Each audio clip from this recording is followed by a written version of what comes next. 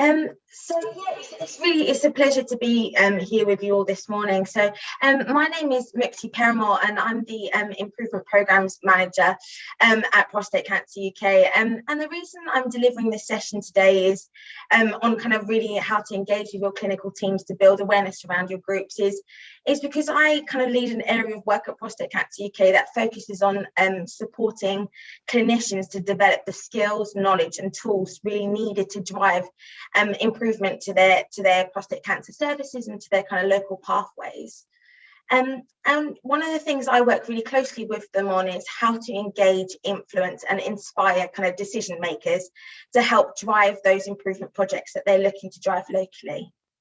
And I think a lot of this can be translated to thinking about your support groups and to hopefully leave you with some ideas around how you might engage kind of with your local teams, but also wider through some of the other networks, which Sarah will talk to you about in the kind of the next part of this session. But really to hope to leave you with some kind of thoughts around how you might do some of this stuff.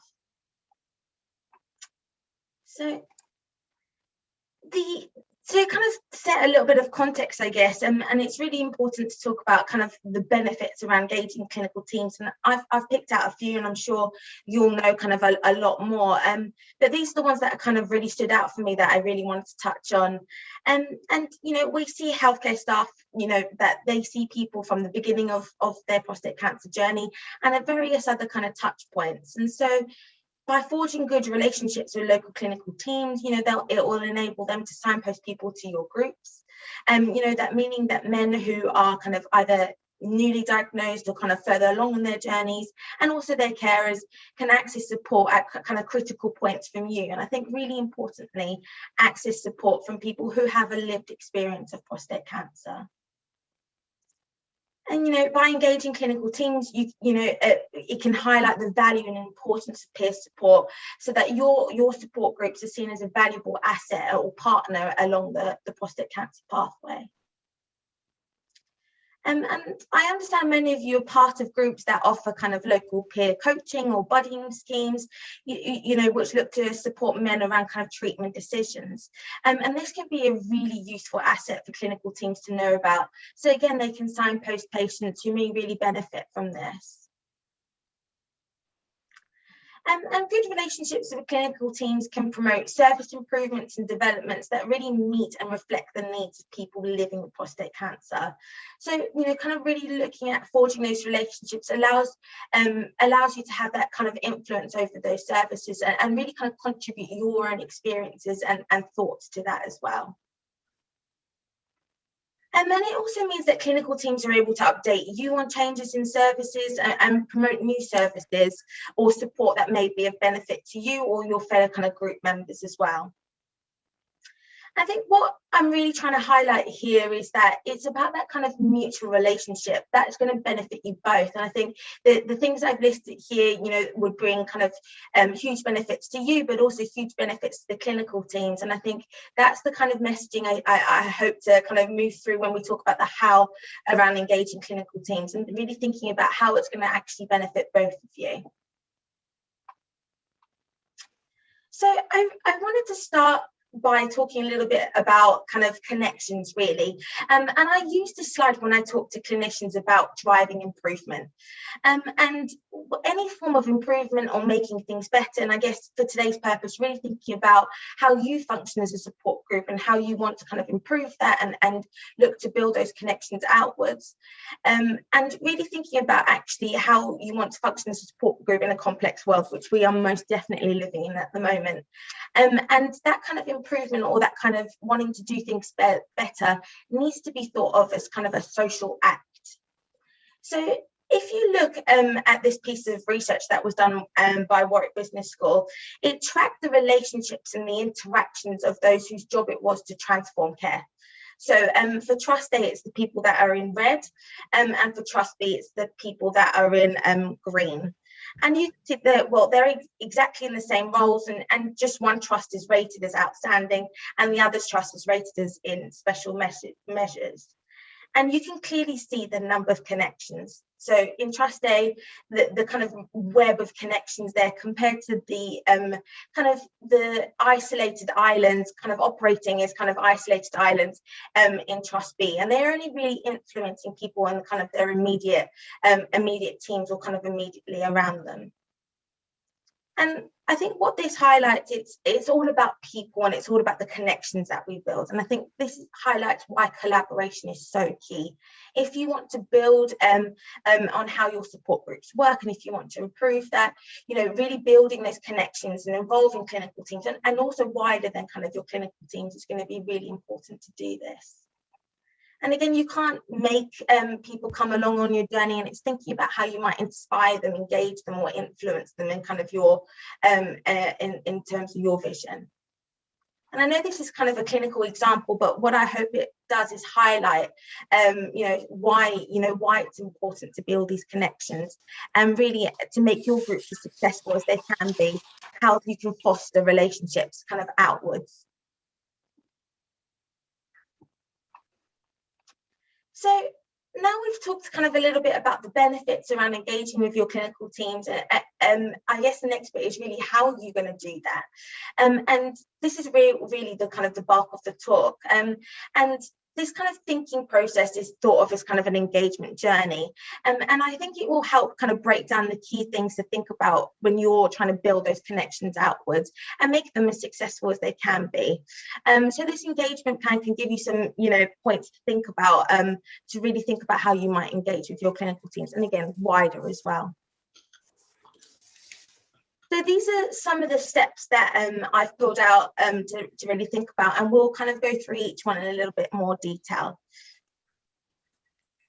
So really starting with the first point around what is your vision as a support group?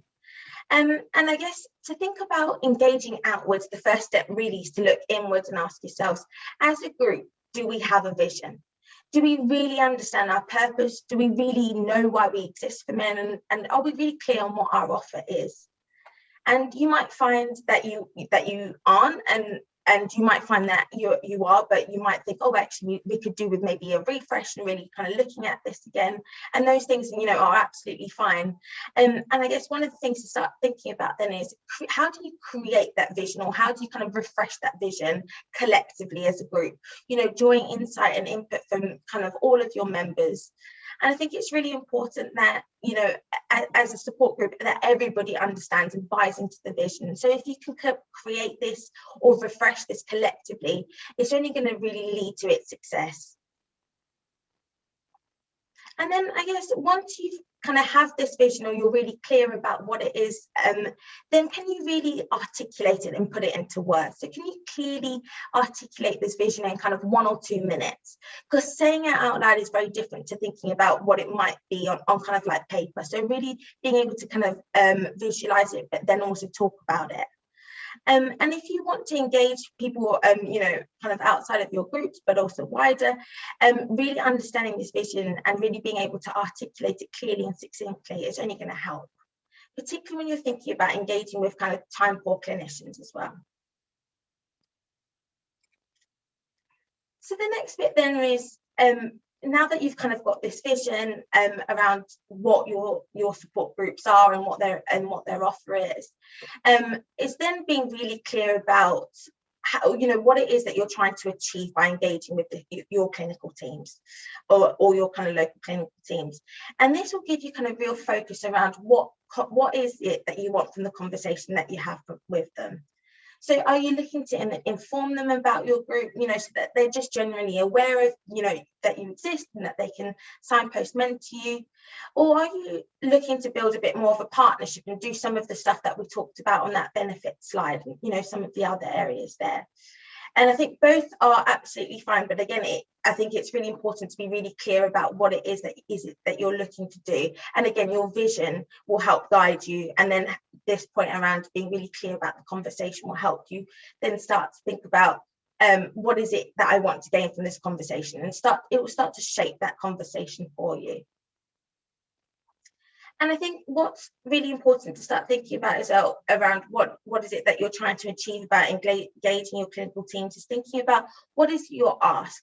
And I think, you know, thinking about going in with lots of different asks sometimes isn't helpful. And, you know, some of the clinicians that you might be engaging with, you know, they might be speaking to lots and lots of different people. So really thinking about giving them focus, or giving them one thing that they can kind of really clearly, you know, engage with you on, is only going to make that more impactful, but also in the long run be more successful to you. And I think also about, you know, the point about being really realistic and about what is achievable. You know, you're also all busy people, that so are they, and I think being really realistic about what is achievable is going to help kind of you manage expectations and also manage their expectations as well.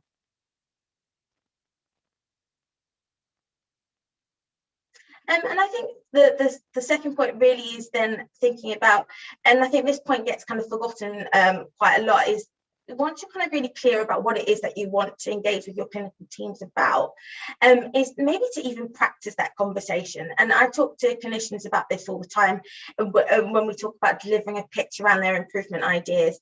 It's all well and good thinking about what you might say in a conversation and what it is that you want to get out of that conversation. But maybe sometimes even saying those things out loud could be really, you know, could give you a real clear sense around what it is that you want to get from that conversation, but also help you refine it a little bit more as well. So now thinking about how it is you might reach out to those clinical teams, or to help your health professionals locally. And so you might have kind of local contacts through your GPs or your cancer nurse specialist teams, and details for all of those things can be found on your trust or hospital or practice websites. And you can also reach out to your local cancer alliances who have kind of clinical contacts from across the region. And again, details for all of this can be found online. But also we could help, you know, Prostate Cancer UK and Tackle. We have many kind of clinical contacts and could potentially link you up. So maybe reaching out and seeing if we have connections in your local area that we could connect you with. But another tool is kind of social media. It's again a really powerful tool that can help you reach outwards. And there's a session this afternoon that Garrett's going to deliver that can help you think about this a little bit more as well. I think, you know, these days conversations are likely to be virtual. So as a touch point, you'll probably reach out through email initially. But I think what would be really great is if you can then arrange maybe a time to meet face to face via kind of Zoom or Microsoft Teams or Skype, whatever it might be. And it's that really that ability to put face to name and yeah, and just kind of help build that kind of relationship. And, you know, you can get a real feel of voice tone, body language, and just really kind of get a feel for that conversation and how it's going as well. So doing that face-to-face really face-to-face virtually is really going to help you have a bit more of kind of an influential conversation. So then thinking about how do you keep this kind of conversation alive, or how do you keep this partnership alive, and I guess really to think about actually after that initial conversation you have with them, what is it that you can do to kind of, yeah, keep some of that stuff going afterwards. And you might start to pick up in that conversation that you're having with that health professional, and you might get a feel in that for that meeting that, you know, there's an opportunity to commit to action there, in which case can you make a note of those actions and maybe email them after and kind of follow up on some of those things. You also might sense that, you know, they might need a bit more information from you. So they might want a bit more information about what the support group does, who's part of it, all of that stuff. In which case, can you follow up again with them and you know, send on some of that follow-up information explaining a bit more. You might also get a sense in the meeting that they're absolutely committed to building this partnership with you, in which case maybe you can even set a date again to meet in the future. So it's being really proactive about how you might keep in touch with each other. And the last point, which I think is the most important to share really here, is about sharing your stories around kind of moments of success that you've had, and really kind of celebrating those. And it might be a quick email talking about kind of new members or a recent event that you've held, or and you know, it might be sharing that kind of through social media, whatever it might be. I think it's really important to share these successes and really to celebrate them openly. I think it demonstrates the value of your partnership and also the value of your support group, but also really starts to build excitement and momentum around your conversations. And it's just a really great way to keep that conversation alive with the health professionals that you're trying to engage with. So I really want to end my part of the session, I know, on this kind of very silly cartoon, but I think the sentiment is really important. You know, at the end of the day, we're all here to ensure that people with or affected by prostate cancer receive quality care and support. And that means working in partnership and reaching out to some of these groups. And so really embracing that and understand how you build these is only really going to ever benefit men. So something for us to kind of hold at the front and center as we kind of move through today. Thank you.